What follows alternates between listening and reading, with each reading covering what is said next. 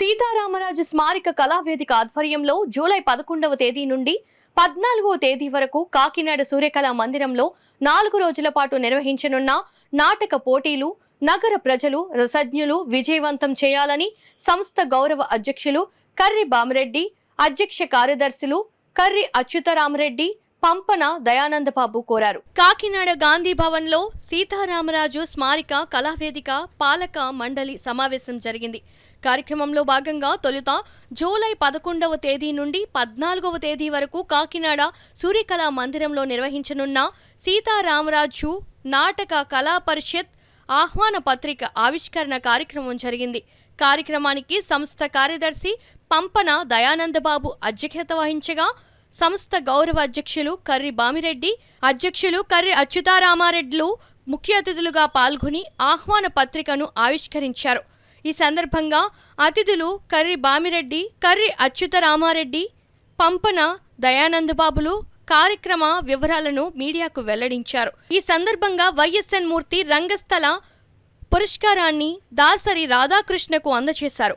ఈ కార్యక్రమంలో సంస్థ సభ్యులు D Suryaprakash Rao, Pakki Manibala, Kodali Umadevi, VVSN Reddy, PP Shastri, KV Prasad, N Prabhudasu, J Pullarao, OVN Prasad, Somayajulu Kumar, Satyamurthy, Ramakrishna, K Rajubabu తదితరులు పాల్గొన్నారు.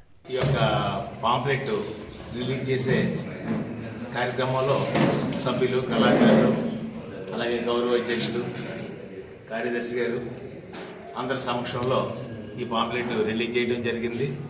అలాగే సభ్యులందరి సహాయ సహకారాలతో, అలాగే పురప్రముఖులు, పుర ప్రజలు అందరి సహాయ సహకారాలతో ఈ కార్యక్రమాన్ని జూలై 11, 12, 13, 14 ఈ 4 తేదీల్లో కూడా కార్యక్రమాలు దిగ్విజయంగా జరగడానికి అందరూ సహకరించాలని కోరుకుంటూ సెలవు తీసుకుంటున్నాం. జై హింద్.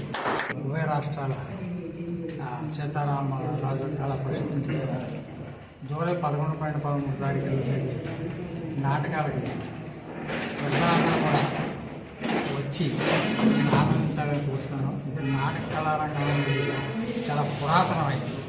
అటువంటిది వేళ కనుమరుగైంది.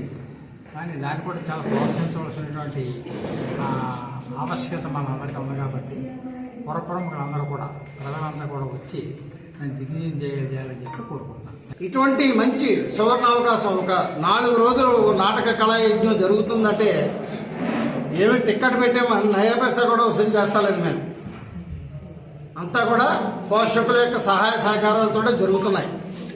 దయచేసి ప్రకటించిన టైంకి వచ్చి ఆ యొక్క ప్రదర్శనలు తిలకించవలసిందిగా మేము ప్రతి ఏడాది కోరుతున్నాం. మళ్ళీ ఈ సంవత్సరం 24వ నాటక కళా పరిషత్తు కూడా సీతారామరాజు స్మారక కళా వేదిక తరపున జూలై 11 నుంచి 14వ తేదీ వరకు జరిగేటటువంటి నాటకోత్సవాలు కాకినాడ నగర పౌరులు, కళాకారులు, గాయకులు, కళా సంస్థలు అందరూ కూడా విచ్చేసి నాటక ప్రదర్శనలు తిలకించి జయప్రదం చేస్తారని మీ అందరి ముందు కూడా నేను కోరుతూ ధన్యవాదాలు తెలియజేస్తున్నాను.